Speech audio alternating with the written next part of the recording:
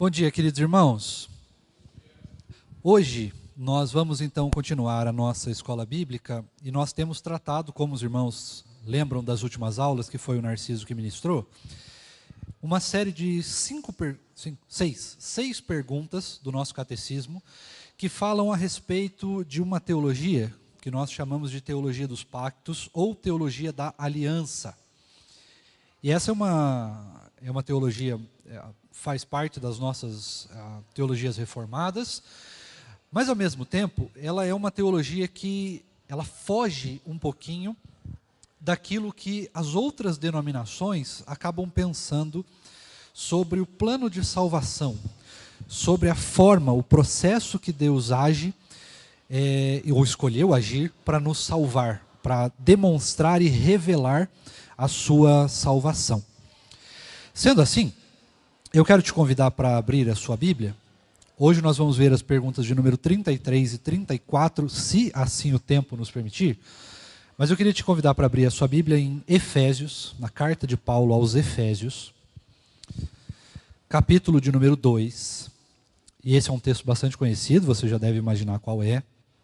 Efésios, capítulo 2. Quem estiver com o outro microfone, eu vou pedir para que leia ou escolha alguém para ler, dos versículos 1 a 13. Carta de Paulo aos Efésios, capítulo 2, versículos de 1 a 13. Quem estiver apostos aí, por favor, leia para nós. Efésios 2, 1 a 13. 2, 1 a 13. Ele lhes deu vida quando vocês estavam mortos em suas transgressões e pecados, nos quais vocês andaram noutro tempo, segundo o curso deste mundo, segundo o príncipe da potestade do ar, do espírito que agora atua nos filhos da desobediência. Entre eles também nós todos andamos no passado, segundo as inclinações da nossa carne, fazendo a vontade da carne e dos pensamentos, e éramos por naturezas filhos da ira, como também os demais. Mas Deus, sendo rico em misericórdia, por causa do grande amor com que nos amou, e estando nós mortos em nossas transgressões, nos deu vida juntamente com Cristo. Pela graça vocês são salvos. E juntamente com Ele nos ressuscitou, e com Ele nos fez assentar nas regiões celestiais em Cristo Jesus. Deus fez isso para mostrar nos tempos vindouros a suprema riqueza da sua graça, em bondade para conosco em Cristo Jesus. Porque pela graça vocês são salvos, mediante a fé. Isso não vem de vocês, é dom de Deus. Não de obras, para que ninguém se glorie, pois somos feitura dele, criados em Cristo Jesus para boas obras, as quais Deus de antemão preparou para que andássemos nelas.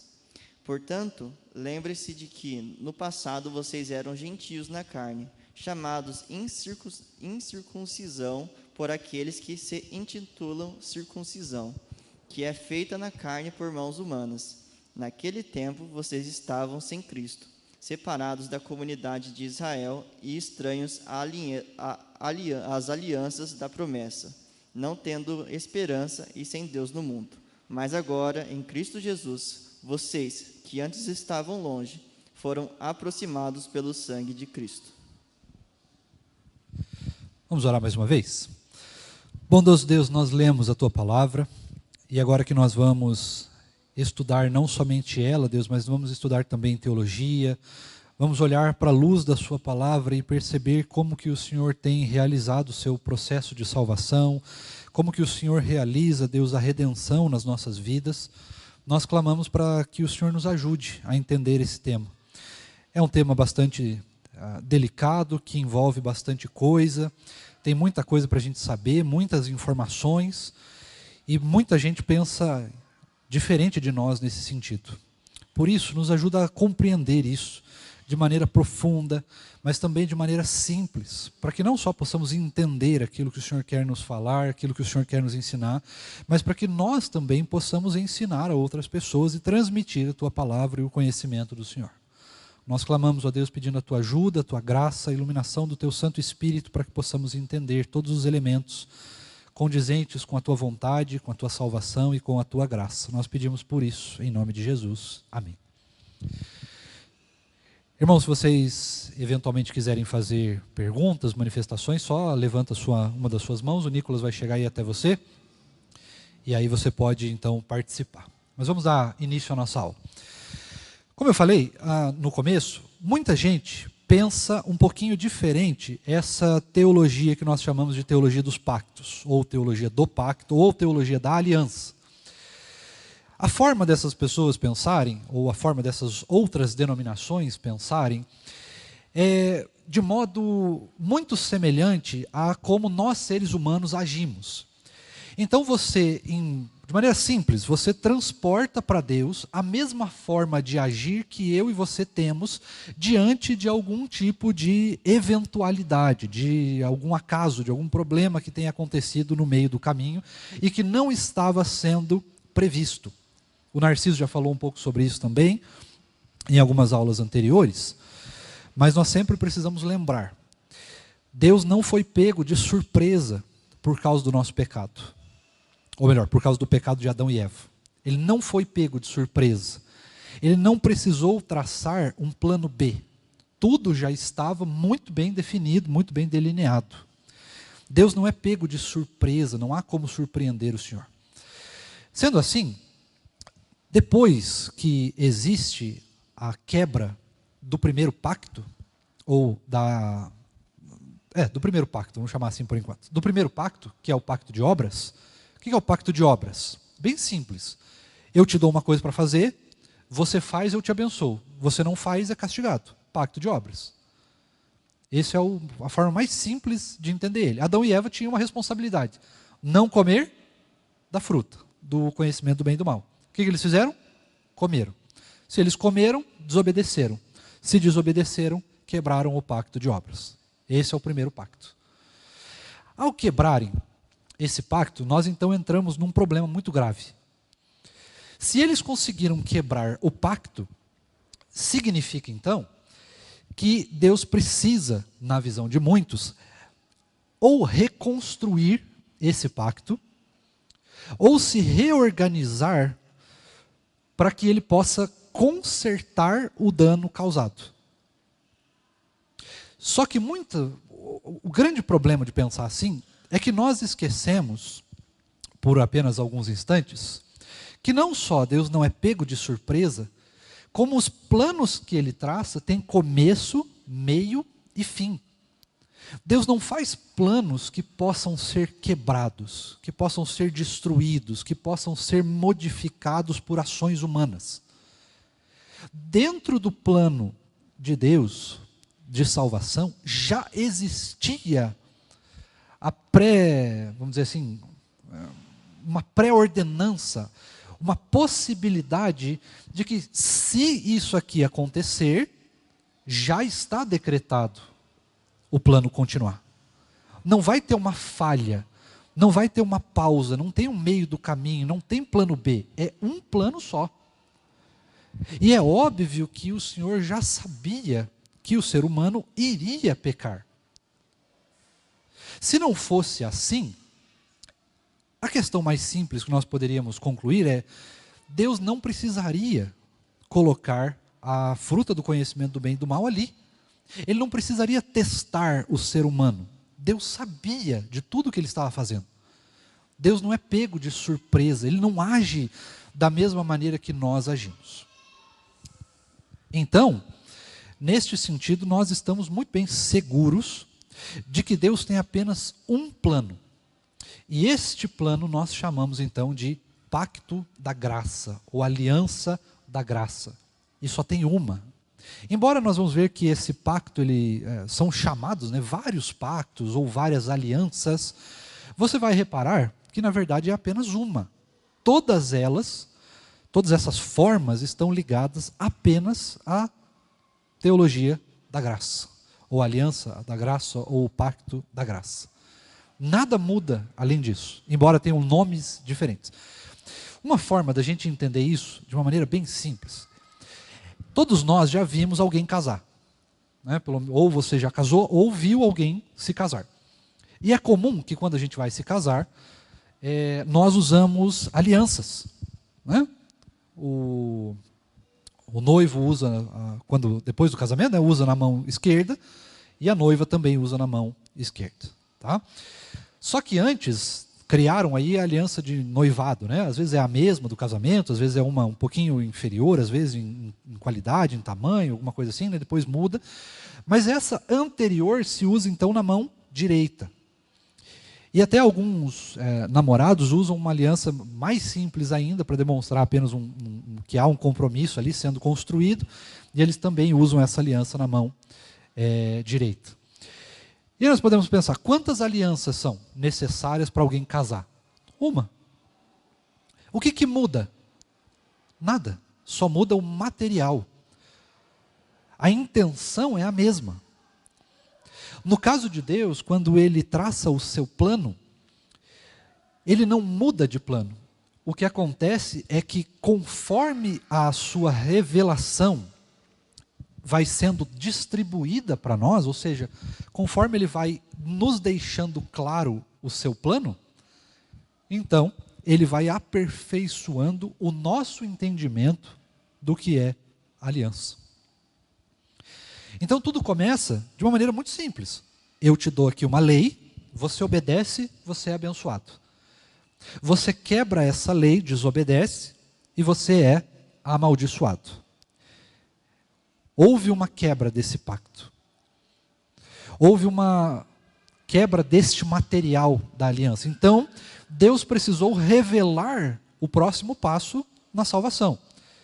E esse próximo passo está lá já determinado em Gênesis 3,15, que é aquele texto que nós chamamos de proto-evangelho, onde o Senhor promete que em tempo determinado viria alguém que destruiria, né, da descendência da mulher, que destruiria a cabeça de Satanás, que destruiria o pecado e tudo mais. Nós sabemos que este alguém é Cristo.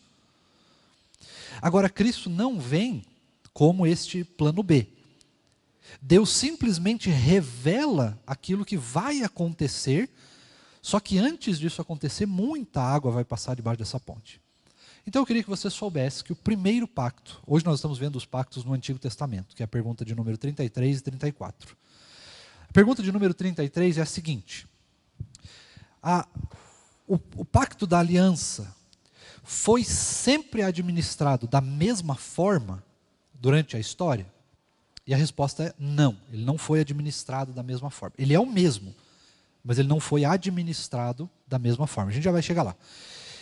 E a pergunta de número 34, ela vai se referir basicamente a quais são esses pactos e como então eles foram sendo administrados.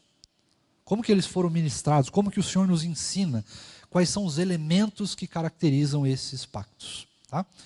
Então, o primeiro, que você já viu, é o pacto das obras. Esse é o primeiro. Você viu que aconteceu aí a queda, então, tudo mais, e depois nós temos um segundo pacto, uma segunda aliança, um segundo material, uma segunda revelação, um aperfeiçoar dessa revelação. O homem aprende mais, está preparado para receber um pouquinho mais da parte de Deus. Então ele revela um pouquinho mais. Para quem que ele vai revelar um pouquinho mais? Para Noé. Então nós temos o pacto noético. É o segundo pacto. É claro que existem, eu vou falar os principais aqui, mas você vai reparar que existem mais. Existem nuances desse pacto, aperfeiçoamentos menores, até que chegue o próximo. Só que eu não tenho memória suficiente para tratar os 100 e poucos lá vai, tantos que tem sobre isso. Então eu vou tratar primeiro os mais comuns, que é o que precisa para a gente entender com perfeição o plano de salvação. E depois aí você pode pegar um livro de teologia sistemática ou alguma coisa assim. Se você achar que vale a pena se aperfeiçoar nisso, e eu acho que vale, e aí você pode dar uma lidinha lá quando ele fala, ou quando eles falam sobre teologia do pacto, tá? Ou teologia da aliança. Vamos lá. Segundo pacto, pacto noético. Acontecem alguns aperfeiçoamentos aqui.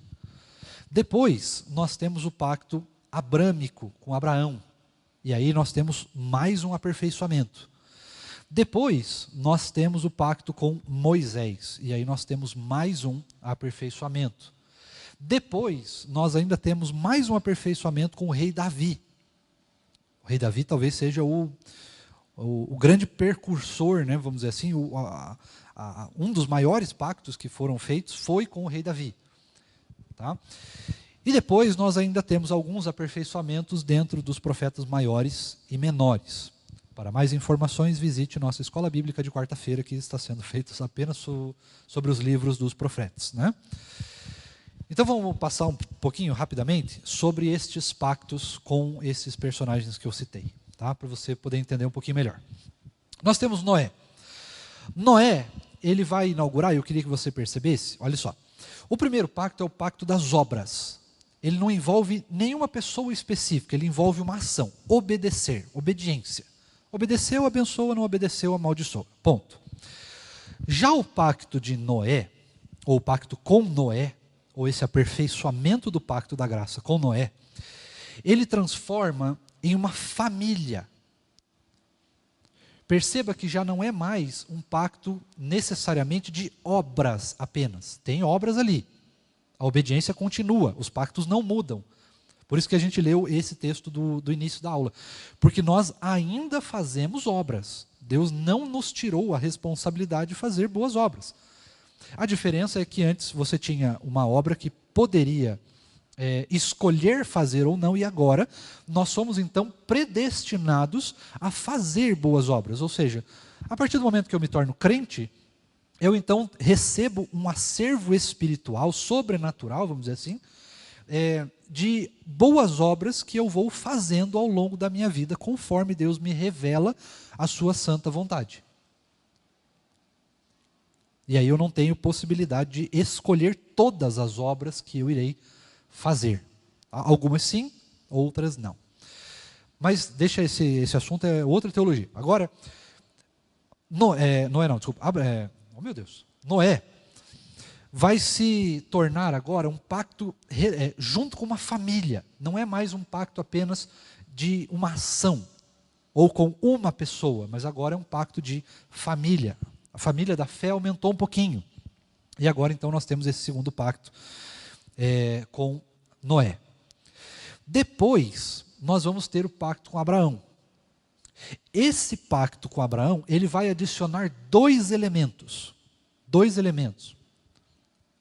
Vou perguntar para você, vai, só para não ficar falando sozinho. Você saberia dizer quais são esses dois elementos? Consegue imaginar quais são esses dois elementos? Vai, Nicolas, você é um cara inteligente. Não vou dar nem escolha para responder. Só vai. Não, Rev, sei não. Poxa vida, minha esperança se foi. O primeiro elemento que você vai se lembrar é que a partir de Abraão não é mais uma família, mas agora são tribos.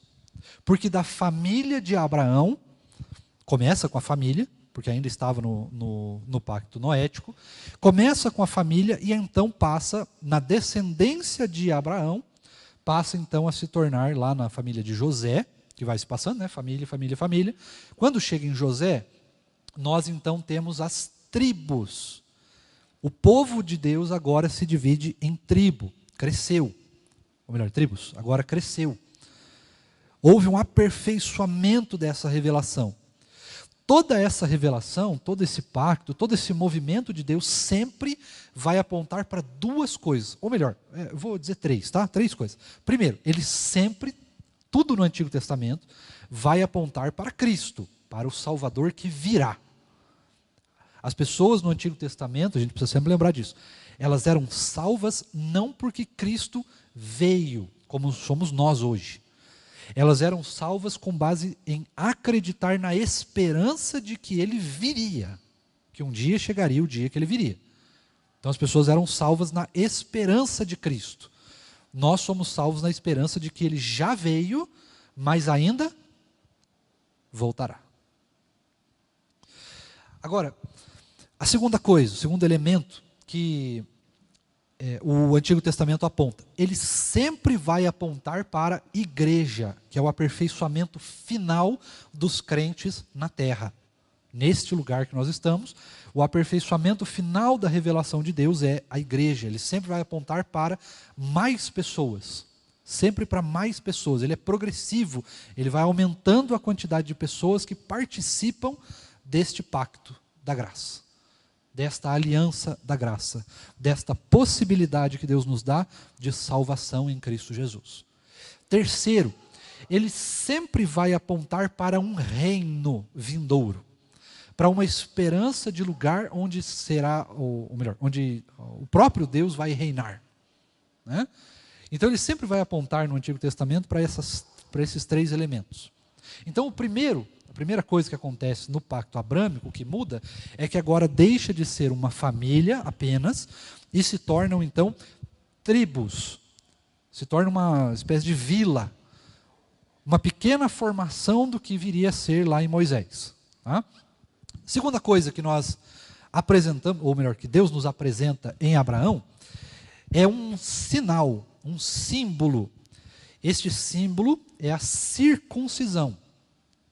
É em Abraão que começa então o processo de circuncisão como um sinal dos homens, que eram os chefes de família naquela época, porque tribos, então a tribo, você tem famílias que formam essas tribos, e aí os homens, isso dentro da revelação daquela época, tá? Dentro da revelação daquela época, hoje é diferente. Dentro da revelação então daquela época, os homens eram os chefes de família. Então por isso que as meninas não precisavam ser marcadas, porque elas já estavam dentro da família. E quem então era marcado eram os chefes dessas famílias, os chefes da tribo, ou que poderiam formar, né, novas tribos, entre aspas, novas tribos aí. Porque são só 12, né? Deus escolheu as 12, então não poderiam haver mais no sentido bíblico, escriturário da revelação, mas poderiam haver outras famílias numerosas que também formavam ali seus pequenos montantes de pessoas dentro de Israel, tá? Então esses dois elementos são adicionados em Abraão. Perceba que aqui em Abraão nós temos duas ligações já com o Novo Testamento.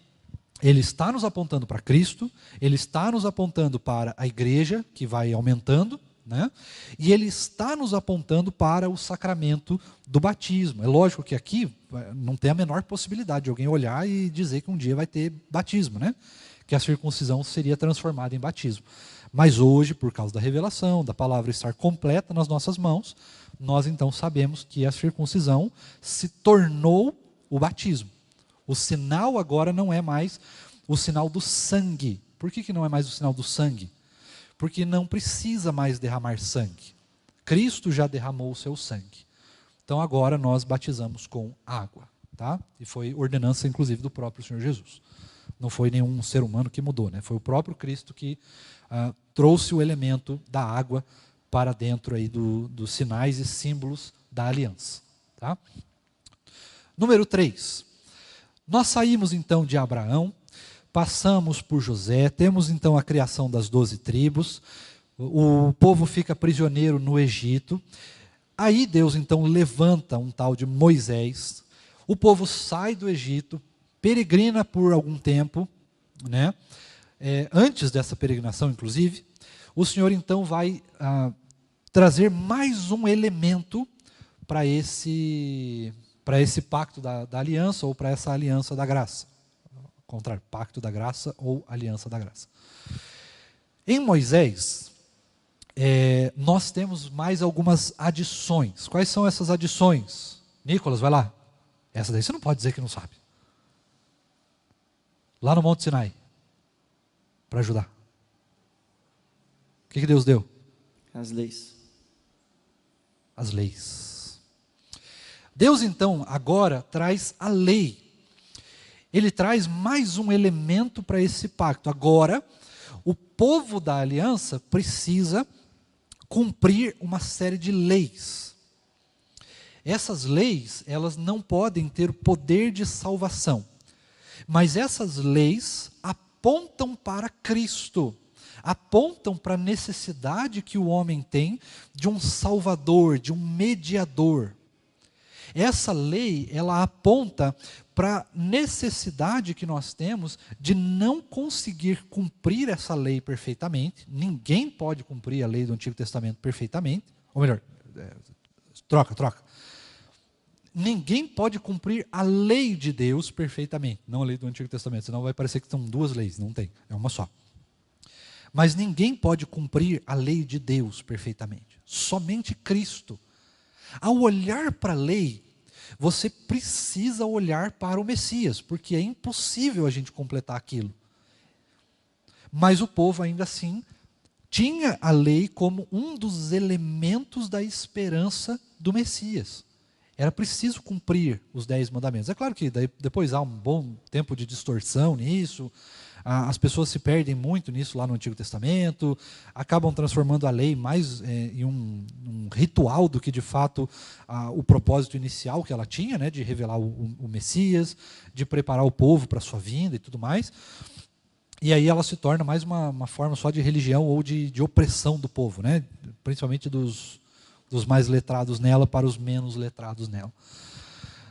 Mas a questão é que Deus então apresenta a sua lei. Apresenta agora mandamentos que precisam ser cumpridos, que precisam ser observados e que precisam ser meditados, pensados, lá como diz o Salmo 1. Né? Bem-aventurado o homem que medita na lei do Senhor. Não. Bem-aventurado o homem que não esqueci. Alguém lembra? Bem-aventurado o homem que não anda segundo o caminho dos ímpios, não se detém no caminho dos pecadores, não se assenta na roda dos escarnecedores, antes tem o seu prazer na lei do Senhor, na sua lei medita de dia e de noite. Acho que é isso. Agora, então, nós temos a lei. O segundo elemento que Moisés nos traz é o povo.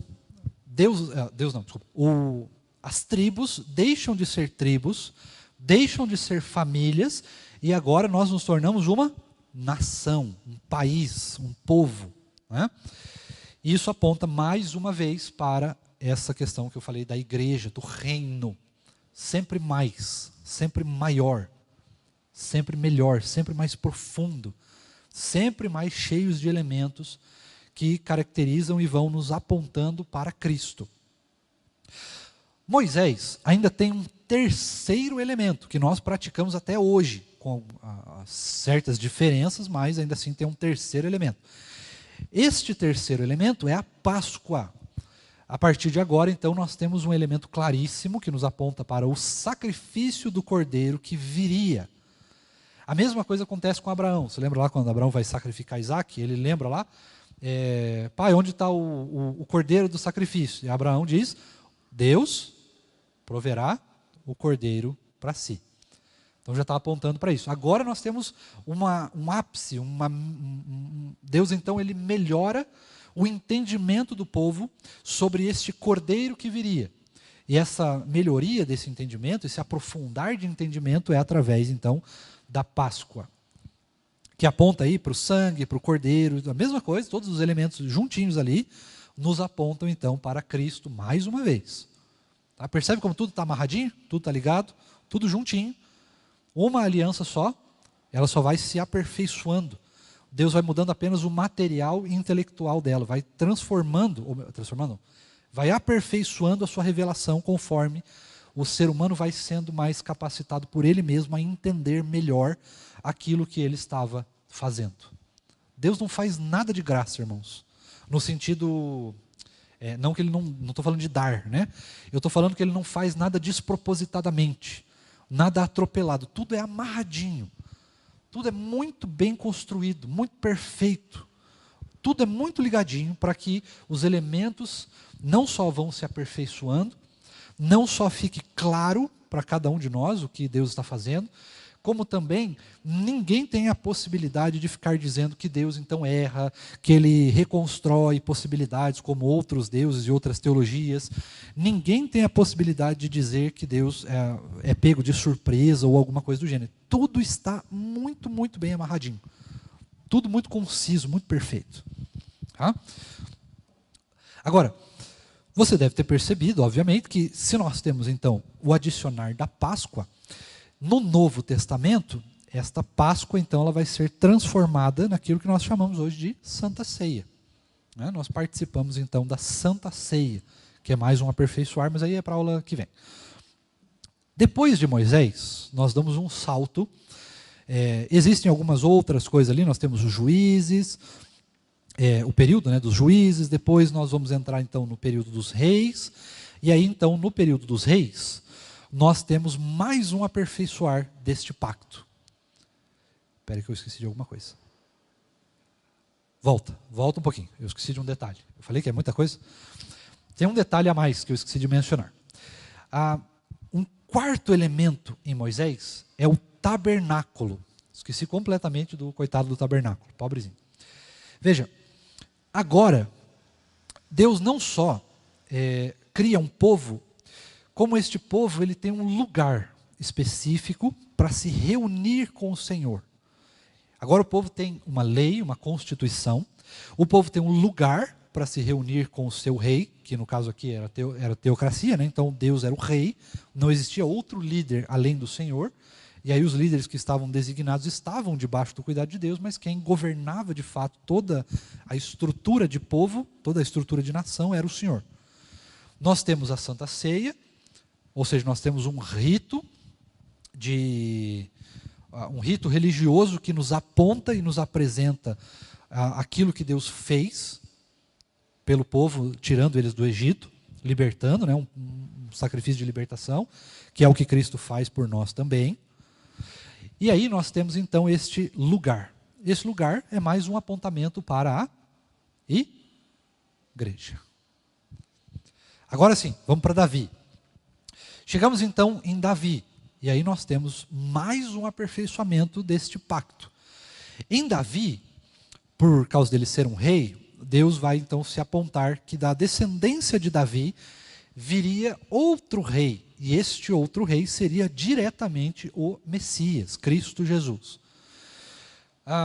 Lógico que ele não fala Cristo Jesus, né, mas ele diz que o Messias viria dessa aliança. E aí nós temos mais um aperfeiçoamento, que está mais ligado, nesse caso, à questão da igreja, que é o templo.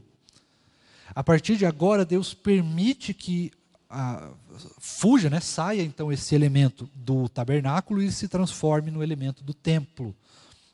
Agora Deus tem um lugar que se condiz com a nação formada. A nação agora tem rei, a nação agora tem um templo, tem um lugar condizente para se reunir com o Senhor, e aí nós temos esse aperfeiçoamento da igreja, dos sacrifícios, tudo começa a ficar mais organizado, tudo começa a ficar maior, tudo começa a apontar para novas possibilidades, não só do povo, né? Nós temos alguns apontamentos que já acontecem um pouco antes, mas nós temos a partir daqui mais apontamentos de que o povo da aliança seria dispersado pelas nações, para que pudesse então trazer essas nações que estavam dispersas, que estavam longe, para dentro da nação de Israel, e no caso aqui, para dentro da nação de Deus.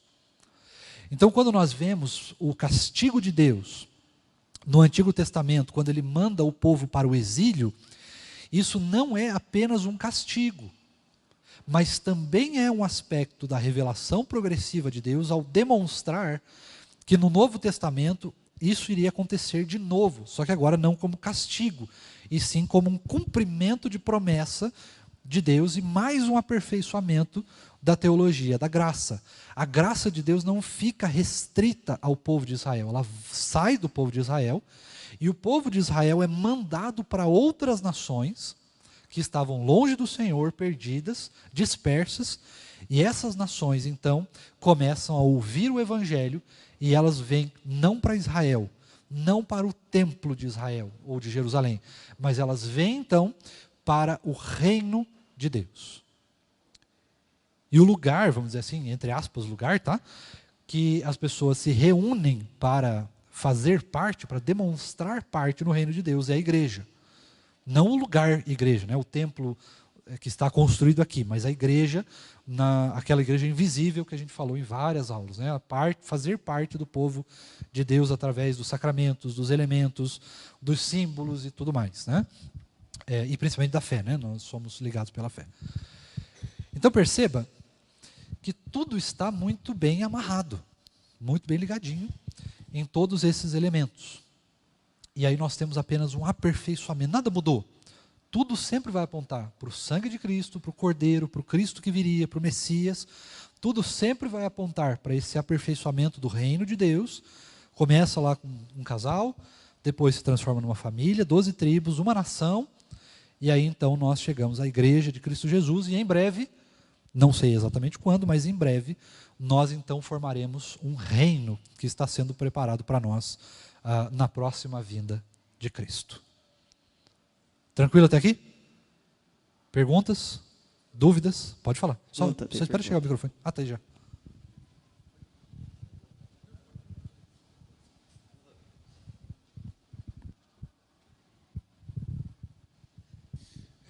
Bom dia. Luiz César, reverendo. Na realidade, eu tenho uma dúvida, né, quanto a Moisés, né? Porque desde Adão, que teve a quebra ali desse pacto, né, todos os outros ali levaram tudo numa boa, mas Moisés, ele, entre aspas assim, sofreu uma penalidade de não poder ir à Terra Prometida pela dúvida que ele teve lá quanto a sair a água da rocha, né? O porquê disso? Qual o significado disso no caminho todo, dele ter sido penalizado? Porque durante todo o tempo de Moisés, praticamente foi estabelecido todas as regras de igreja como um povo, né? E ele teve outros momentos que ele titubeou também por pressão do povo, né? O povo em cima dele e tudo, mas nesse caso específico. A palavra ela não traz nenhum elemento que a gente possa atribuir uma pessoalidade a isso. Se a gente fizer isso, a gente corre um risco de traduzir a palavra para uma linguagem, como é que eu posso dizer? Que não é literal, sabe como? Eu não vou me lembrar. Eu não vou me lembrar agora o nome que a gente dá a isso, mas é uma forma de alegórica, isso, lembrei. Uma interpretação alegórica da Bíblia. Então, por exemplo, a palavra ela traz o elemento da água na rocha, né, que você falou muito bem. Algumas pessoas elas vão olhar para essa rocha tentando atribuir significado para as coisas. Então ela fala assim, não, a rocha é Cristo, porque o próprio Cristo vai dizer lá no Novo Testamento que ele é a rocha e as pessoas precisam estar firmadas na rocha. Então isso é um cumprimento do que teve em Moisés quando ele bateu na rocha. Isso não existe. Deus nunca ficou atribuindo esses elementos místicos, vamos dizer assim, àquilo que ele faz. Então, a maneira mais simples e mais concordante de entender essa questão é que ali foi uma questão pessoal de Deus. Ou seja, qual foi o problema de fato? O problema foi que Moisés cumpriu até ali tudo que Deus havia ordenado. Teve os seus percalços no meio do caminho, teve as suas dificuldades, mas em todas elas, Moisés simplesmente contou com a ajuda de Deus. Certo? Ele sempre contou com a ajuda de Deus. Estava tudo tranquilo, tudo caminhando. Olha, Deus, eu não consigo fazer isso, me ajuda. Estava tudo indo assim a mil maravilhas. No último instante, no momento mais importante de demonstrar e confirmar, então, aquilo que Deus estava fazendo na vida dele, todo o processo de salvação, toda a liderança que Deus teve na vida dele, todo o ensino que Deus teve na vida dele, no último instante, no 48 do segundo tempo, Moisés duvida. E aí ele é punido, entre aspas, punido, né? Porque ele também é levado aos céus, não vivo, mas o que a palavra nos demonstra, assim, né? O que tem mais consenso entre os estudiosos, é que o corpo de Moisés foi levado, não vivo, então ele não viu a terra prometida aqui, mas ele foi levado para a terra prometida que ainda viria, né? Que nós ainda estamos esperando. Então ele foi levado para lá, não com vida, mas eventualmente hoje, eu acredito que ele esteja vivo, obviamente. Até porque, se não me falha a memória, quando tem a transfiguração de Jesus, Moisés é um dos personagens que aparecem lá no Monte da Transfiguração. Então ele está lá com Jesus. Ele foi levado para a terra prometida. Ele só não pôde entrar nessa. E o motivo mais consensual entre os estudiosos é que no último instante, então, ele desobedece. No último instante, ele duvida de Deus. No último instante, ele, assim, eu bati na rocha, ela veio. Não, eu acho que eu vou ter que bater de novo, porque pode ser que Deus não faça. Então ele parece que perde um pouco da fé ali naquele último instante, sabe? E aí então Deus o pune nesse sentido. Falou, bom, se você não confiou, depois de tudo que você viu, você não confiou em mim, até aqui, você não vai confiar mais. Não importa o que eu mais faça, lógico que Deus não fala isso, né? Mas eu estou tentando dar uma interpretação para isso. Mas assim, se tudo que você viu até aqui não te fez confiar no último instante, então nada mais vai te fazer confiar. Então você não vai mais ver a terra prometida. É mais ou menos nesse sentido. Deu para responder ou só piorei? Pastor, aproveitando o que o Luiz estava comentando, esses dias eu estava escutando um sermão, se não me engano, do reverendo Hernandes, ou do Nicodemos, não lembro, que falou uma coisa que eu achei bem interessante, que a vida de Moisés é em si um sermão a respeito do Messias. E eu também fico muito curioso com relação a essa situação de Moisés, né? Porque tanta gente fez tanta coisa bem pior do que isso e que errou, e ele que foi a pessoa que conduziu todo o povo, não pôde entrar. Parece-me, agora eu especulando, tá?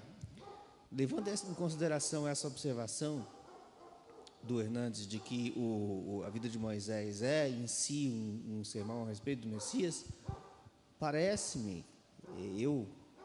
como coitado estou falando, parece-me que isso também aponta para qual seria de fato a terra prometida, que não seria aquela.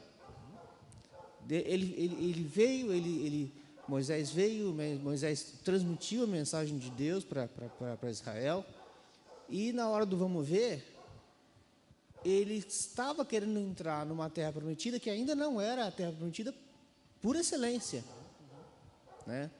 Como aquele casal de missionários, escutei uma vez um testemunho de um casal de missionários que estava no estrangeiro, que veio para o Brasil, e eles estavam muito cansados da missão a vida inteira. Então eles vieram para finalmente morar na casa deles, que eles tinham saído daqui. E quando chegaram na casa deles, eles não se sentiram em casa, porque perceberam que a casa deles não era mais ali. Eles tinham uma outra visão. A casa verdadeira era a glória. Então, talvez, né, eu estou aqui, de fato, especulando, que o fato de Moisés não ter entrado pode apontar também para o fato de que a terra prometida, de fato, não era Canaã. Embora humanamente fosse, e espiritualmente não é. Assim como o grande sábado não é, de fato, o sétimo dia, e sim o grande descanso celestial, né? Agora, mas as duas coisas que eu precisava falar, isso aí foi só porque eu me foi só um aperitivo pela tua fala, que eu achei bem interessante. Duas coisas que eu queria comentar é assim: muita gente pode achar que, assim como eu achava quando era pequeno, que eu preciso ser presbiteriano para ser salvo. E eu era criança e perguntei para isso para um amigo meu. Só nós que vamos ser salvos, né? E ele era filho do pastor e falou: não, peraí, não é bem assim. Para ser salvo nós precisamos ter Cristo. Então, a partir daí, foi uma experiência bobinha de criança, mas enfim, isso foi muito impactante para a minha vida, porque não importa, é muito importante que a gente entenda a doutrina correta a respeito da salvação, a respeito de como se dá a salvação e tudo mais, a respeito do significado real dos sacramentos.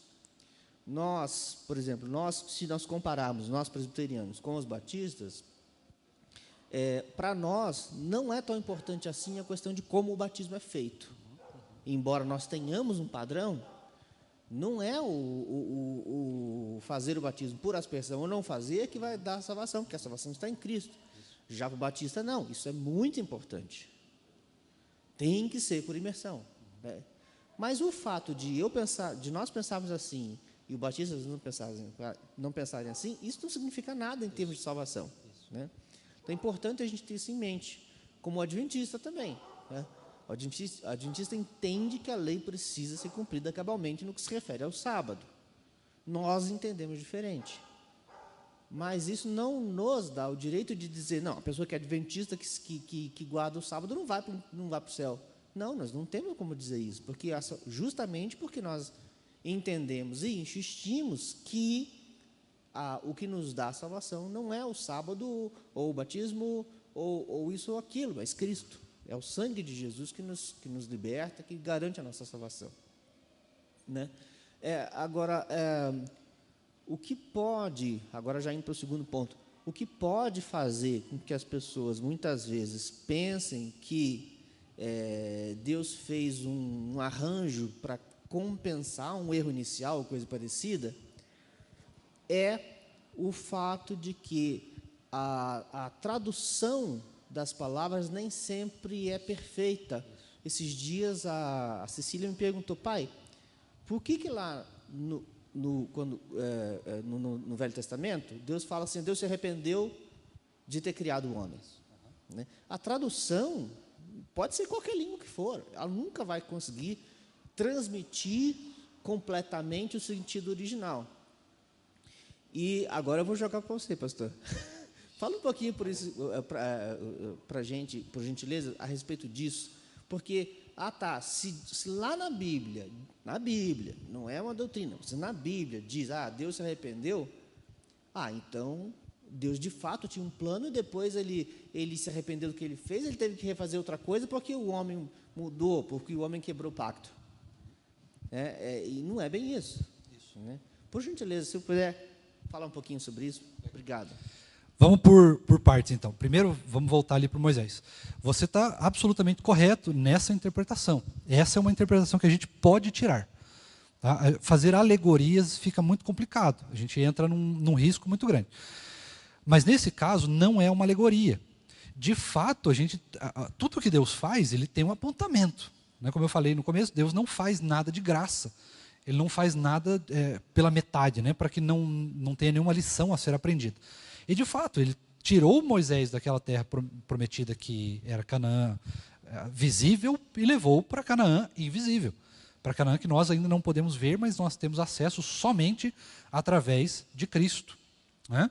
Então, nesse ponto, a sua interpretação está bem dentro daquilo que nós podemos chegar à conclusão aí dentro do texto. Então, quanto a isso, pode ficar sossegado, está bem dentro. Agora, os dois outros elementos, vamos começar pelo primeiro, falando um pouquinho dessa questão. Realmente, o que nos salva é a graça de Cristo e o conhecimento de Cristo através dessa graça. Nós podemos conhecer Cristo através da graça dele. E esse relacionamento com Cristo é, de fato, então, o que nos leva à salvação. Né? Conhecer o Senhor Jesus, crer nele, é ministrada, então, a graça sobre as nossas vidas, a graça especial. Nós somos, então, chamados ao arrependimento de pecados, Deus nos perdoa, e a partir disso, então, nós somos justificados pela fé. Bom, aí tem um processo imenso, né, que Deus faz, ora em alguns, como nós que estamos aqui, um processo mais lento, ora em outros que eventualmente conheçam Jesus no fim da vida, esse processo é extremamente mais rápido, né, e talvez muito mais violento, no sentido dessa rapidez. Né? Nós podemos nos arrepender com calma, nós temos aparentemente tempo e tudo mais, mas algumas pessoas acabam conhecendo Cristo mais no fim da vida, ou, não necessariamente na velhice, né, mas em momentos muito difíceis ali de eventuais enfermidades ou alguma coisa do gênero, e aí então esse processo ele é muito mais rápido, ele é muito mais decisivo na vida daquela pessoa, porque ele precisa se manifestar num tempo muito mais curto. Né? Mas, de fato, não é a igreja presbiteriana, ou a igreja católica, ou a igreja XYZ, a menos que essa igreja seja completamente contrária àquilo que diz a Bíblia. Né? Você fala, não, a fé não é em Jesus, a gente tem que crer em Maria. Daí realmente fica um negócio fora. Né? Ou é Jesus ou não é nada. A gente precisa só ter esse entendimento. Se a igreja estiver fiel à Escritura, então, com certeza, ela vai ministrar a palavra de Deus para as pessoas que vão ouvir, né, que vão passar por ali, e Deus, eventualmente, através do seu Espírito e do seu poder, vai ministrar, então, a palavra ao coração das pessoas, gerando fé, gerando graça, justificação, arrependimento, salvação, perdão e tudo mais, todos os elementos necessários ali para a aplicação da salvação em Cristo Jesus. Agora, em terceiro lugar, nós temos essa é uma questão um pouco mais delicada, né, das palavras, que a palavra usa para se autodefinir. E todas essas palavras, a gente na aula que a gente estava falando sobre Gênesis, por exemplo, a gente até citou um pouquinho disso, o pastor Lucas até trouxe algumas questões sobre isso, né? O Gabriel, esqueci o sobrenome dele. Jesus. Esqueci o sobrenome, acho que é Gabriel Mota. O Gabriel Mota, ele falou para a gente aqui, que ele também tinha essa dúvida, né, de, poxa, mas Deus se arrepende, não se arrepende? Como é que interpreta essa questão, né, lá de Noé, no dilúvio, né? E aí, o pastor Lucas até trouxe algumas questões nesse sentido, né, da palavra que tem ali no hebraico antigo, que a gente tenta trazer o máximo possível, próximo do significado que de fato ela tem. Mas o que Deus nos traz ali, de maneira bem simples, né, é uma forma de construção de linguagem que nos permita entender à luz daquilo que Ele está fazendo. Né? O que Deus faz é ininteligível. Não há possibilidade alguma de nós compreendermos a ação de Deus na sua essência. A gente só pode ver o que Ele está fazendo. Então eu vi que Deus mudou de atitude. Então, a melhor maneira de explicar isso é Deus se arrependeu. Mas dentro da sua mente, né, da mente de Deus, que é muito mais elevada como a nossa, como diz o próprio livro de Romanos, nós podemos então entender que é ininteligível, é impossível a gente chegar numa compreensão exata daquilo que Deus está fazendo, por que Ele fez, quais são todos os vislumbres que Ele tem, né, do seu plano, para poder tomar aquela decisão, né? Ou melhor, para poder ter tomado aquela decisão, porque as decisões de Deus já estão tomadas, né? Porque elas são decretos.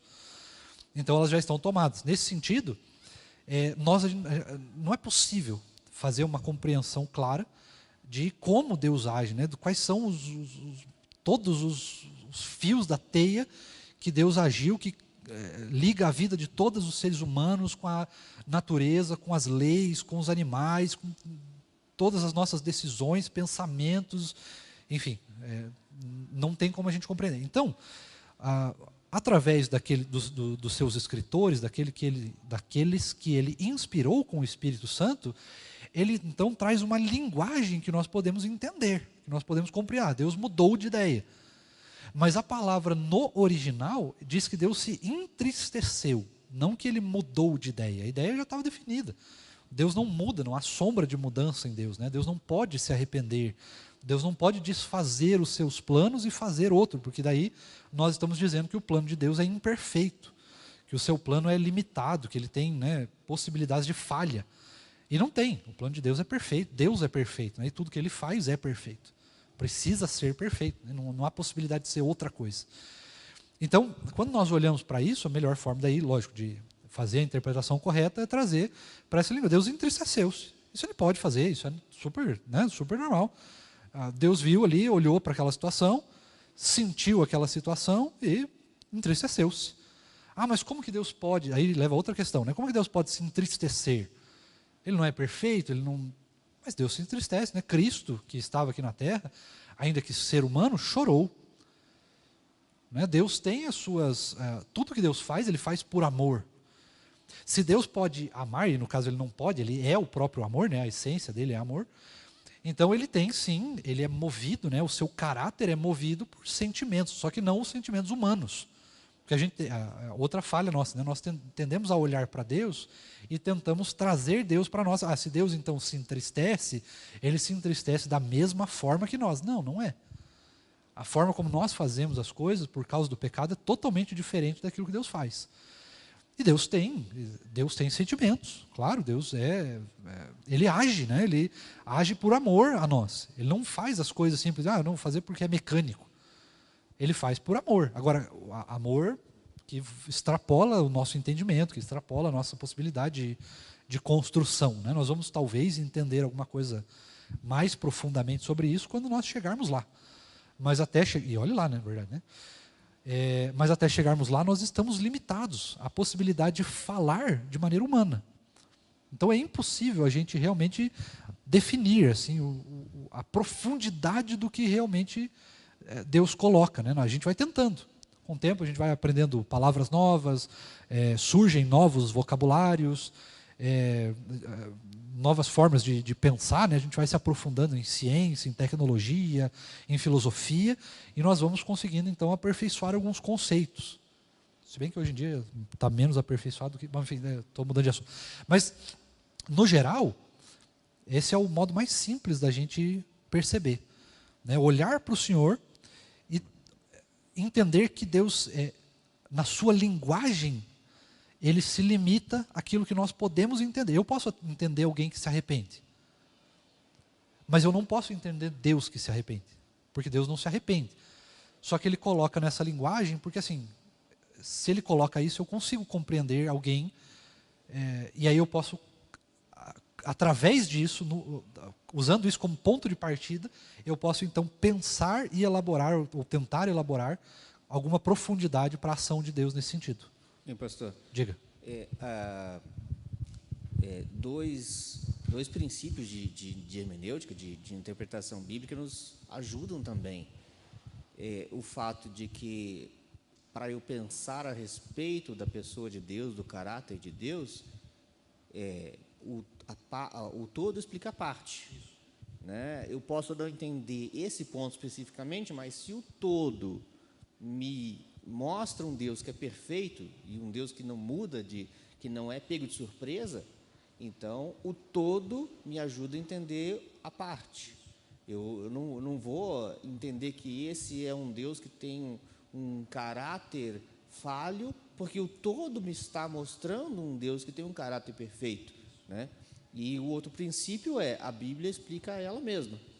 Então, mesmo que existe todo um aparato de livros e de informações importantes a respeito de Deus, o mais importante, a fonte mais importante é a própria Bíblia. Né? Então, a Bíblia explica ela mesma e o todo ajuda a interpretar a parte. Eu te agradeço muito pela tua exposição, acho muito importante para a gente, porque como eu falei, eu tenho falado isso algumas vezes, passei por uma fase de aprendizado, acho que muitos irmãos também, nós estamos sempre aprendendo, né? E essas questões, especificamente a respeito da palavra de Deus, a respeito do que Deus revela de si mesmo, é o que é o mais importante, é o ponto de partida da teologia reformada, é o que Deus revela de si mesmo, né? Então, isso tem que estar bem assentado para a gente não construir assunções equivocadas a respeito da revelação dele. Né? Primeiro de tudo, entender o que ele revela de si mesmo. E ele revela de si mesmo que ele é perfeito. Obrigado, pastor. Uma outra coisa que pode, talvez, até ajudar, é olhar para quantas vezes, a quantidade de vezes que a palavra traz essa questão do arrependimento. Se eu não me engano, no Antigo Testamento, são 2 ou 3 só. Então, quando eu olho assim, 2 ou 3, quer dizer, puxa, Deus se arrependeu 2, 3 vezes. Se ele se arrependesse de fato, no sentido literal da palavra, por que ele não fez isso de novo? Nenhuma outra vez, só 3. Quer dizer, Deus ele é limitado a 3 vezes só? Diga. Só espera o microfone chegar. Daí eu escuto melhor.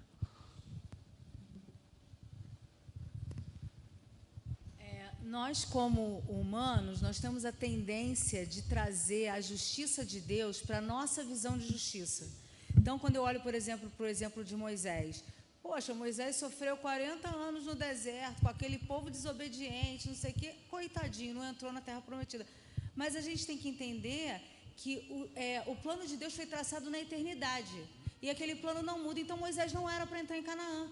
Ponto final, não era para Moisés entrar. Por quê? Porque Deus ia levantar um outro líder, porque Deus ia fazer... Não sei, mas não era plano de Deus para que ele entrasse ali. Então, assim, a gente tem uma tendência grande de trazer tudo para a nossa visão humana. Isso é muito óbvio, né? Porque a gente só consegue entender alguma coisa daquilo que a gente já sabe, né? Então, a gente tem que comparar com aquilo que a gente já sabe. Mas a gente não conhece, nós não temos a revelação total do plano de Deus feito na eternidade, né? Essa linha do tempo, as coisas como Deus ordena que as coisas sejam feitas, isso a gente só vai saber mesmo quando a gente chegar lá, né? Junto com Moisés. Então, assim, essa visão, quando a gente consegue entender que a minha justiça não é a justiça de Deus, e que as coisas que Deus faz, às vezes, eu não consigo compreender como ser humano e como servo eu tenho que aceitar, é o que dá base para a gente continuar dentro da nossa fé e dentro da esperança de que nós chegaremos à Terra Prometida. Né? De fato, a gente tem esse percalço no meio do caminho, conforme o nosso entendimento, né? Nós baseamos a nossa experiência em Deus da mesma forma que nós baseamos a nossa experiência humana. Isso é perigosíssimo, na verdade. Eu lembro de um pastor que me falou há muito tempo atrás, depois isso acabou vindo se revelar, né? Não perfeitamente, mas acabou vindo se revelar. Ele sempre falava assim, quando uma pessoa ela tem problema, dificuldades, vamos dizer assim, de se relacionar com o seu pai aqui, possivelmente ela pode vir a transcorrer esse mesmo problema na sua vida com Deus. Então, por exemplo, uma pessoa que tem o pai muito distante, ela pode acabar inconscientemente agindo com Deus da mesma forma. Se o meu pai é distante e Deus é pai, então, eventualmente, eu também não preciso falar com ele todo dia. Eu não falo com meu pai todo dia, por que eu vou falar com Deus todo dia? Mas isso é inconsciente, não é um negócio assim que você vai tramar, uma trama do maligno contra... Não é isso. Mas nós temos esse perigo, e a gente precisa sempre estar avaliando o nosso relacionamento com Deus, a forma que a gente pensa as coisas de Deus, para que, eventualmente, a gente fuja desse perigo de colocar ali atribuições humanas na pessoa de Deus, ou tentar trazer Deus para a humanidade, né? E aí, traduzir, poxa, mas eu estou passando por isso, mas Deus é amor, mas que tipo de amor é esse? É o amor de Deus, não é o nosso. O amor de Deus é totalmente diferente, a justiça de Deus é diferente, os atributos de Deus são aplicados de maneira divina e não de maneira humana, né? Eles só são falados, ensinados de maneira humana, de maneira clara, porque é a única forma que nós temos de entender. Se Deus falasse de uma maneira incompreensível, ou falasse, conseguisse expressar dentro da nossa limitação aquilo que ele realmente é, muito provavelmente nós não teríamos possibilidade de compreender absolutamente nada, e aí não teríamos a palavra, né? Não teríamos a palavra.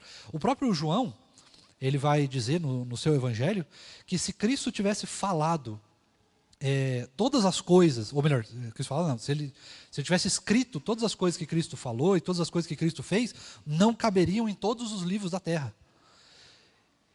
E aí a gente tem ainda mais um elemento disso, daí a gente já encerra a nossa aula, que eu acho que já deu horário, mas tem mais um elemento que o próprio Senhor Jesus, quando esteve aqui, ele vivia dizendo, olha, eu tenho coisas para falar para vocês, mas vocês não podem suportar o que eu tenho para falar. Então nós estamos, por causa do pecado, infelizmente, limitados ao entendimento e à compreensão humana de coisas humanas dentro das palavras, né, da linguagem humana, dos idiomas que nós temos hoje presentes. Se eventualmente alguém inventar um novo idioma com uma linguagem mais profunda, né, um aperfeiçoar aí de linguagem, alguma coisa assim, aí talvez a gente consiga compreender algumas coisas um pouco melhor, ou não, né? Porque hoje em dia está aperfeiçoando o vocabulário e a gente só está piorando, na verdade. Mas enfim, não devia ter falado isso em voz alta. Foi mal. Alguma outra pergunta ou participação? O Aquias deve, um parênteses, o Aquias deve ficar extremamente feliz com os toads e sei lá o que aparece por aí, né, Aquias? Você deve sorrir de orelha a orelha com um negócio desse. Cruz. Mais alguma participação, irmãos? Pode encerrar. Então nós vamos orar e aí damos encerramento para a aula. Na semana que vem, nós vamos ver então aí as perspectivas do que nós vimos hoje no Novo Testamento. Tá? Acredito que seja o Narciso que deva dar aula. Nós estamos fazendo algumas substituições de professores. Então, o pastor Lucas agora está coordenando lá com o pastor Tiago nos casais, porque ele também virou casado, né? E daqui a pouco a gente manda o Narciso para lá também. Mas aí eu estou aqui na classe do templo, o Narciso tem me ajudado, e nós estamos em busca de professores. Então, se você eventualmente se sente à vontade para aparecer nas câmeras, lembrando que essa é a única aula que aparece nas câmeras, né? Então é uma aula que precisa ser meticulosamente preparada, precisa ter uma boa linguagem, coisa e tal, né? Mas isso aí a gente aprende, vai desenvolvendo. Mas você, se quiser se voluntariar, você pode conversar aí com o pastor Tiago, não comigo, porque eu não sou do Conselho de Educação, mas com o pastor Tiago, e aí ele pode fazer orientações a você nesse sentido, tá? Vamos orar, então. Bondoso Deus, nós finalizamos então mais uma aula. Louvado seja o teu nome, Deus, porque a tua palavra ela fala aos nossos corações, porque o Senhor nos ensina a compreender mesmo dentro das nossas limitações causadas pelo pecado, pela desobediência, pela arrogância humana. Ainda assim, o Senhor tem se revelado a nós, o Senhor tem falado conosco, o Senhor tem ministrado aos nossos corações, e o Senhor tem demonstrado que o Senhor é apenas um, que o Senhor não muda, que não há sombra de mudanças no Senhor. O Senhor tem demonstrado para nós que tudo que o Senhor faz, faz pela graça, faz pelo teu amor imenso, insondável, infinito, e que não pode ser compreendido por nós. Louvado seja o teu nome, Deus, pela tua palavra, pelo teu conhecimento, por aquilo que o Senhor nos permite aprender do Senhor e da sua palavra. E agora nós clamamos para que essa aula possa se transformar, Deus, em atitudes, que nós possamos usar aquilo que nós aprendemos aqui como atitudes, que nós possamos usar aquilo que nós aprendemos aqui para ensinar outras pessoas também, para aperfeiçoar a nossa proclamação do teu evangelho, para aperfeiçoar a nossa fé, o nosso entendimento de como o Senhor pensa, de como o Senhor age, de como o Senhor fala, de como o Senhor se movimenta, que o Senhor realmente possa nos ajudar nesse sentido.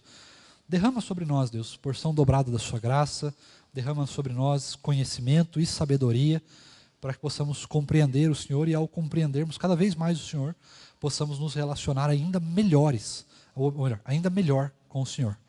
Derrama de graça, porque sozinhos nós não conseguimos fazer isso, sozinhos nós somos pecadores, nós sempre vamos contra o Senhor e as suas coisas, ou as coisas do Senhor, a tua palavra, o teu conhecimento, a tua santidade, mas com a tua ajuda, com o teu poder, com a tua graça ministrada nos nossos corações, nós então podemos ser transformados de fé em fé, de glória em glória, de graça em graça. Nos ajuda, sê conosco, é o que nós te pedimos, em nome de Jesus. Amém. Irmãos, lembrando mais uma vez só que à noite nós temos então às 6 horas reunião de oração, e hoje é domingo de Santa Ceia, então você é convidado também para vir às 19 horas, e se houver alguém aí que você... com quem você cruze hoje em dia, convide essa pessoa para vir também estar conosco logo mais no culto à noite. Que Deus assim nos abençoe.